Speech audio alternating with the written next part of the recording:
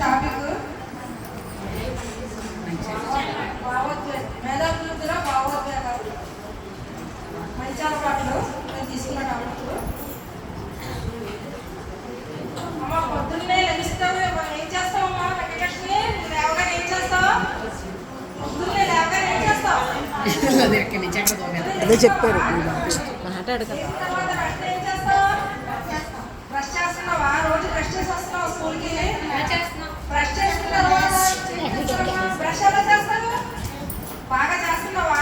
Paste చేస్తున్నావా? లేదండి, paste చేయలేదు కదా. పేస్ట్ చేసుకోకూడదు. బ్రష్ బాగా పద్ధతి లేదు లేదు. స్నానం చేసి ఏం చేస్తావు? నీ సీటే కనబడుతుంది ప్రతి వీడియోలో.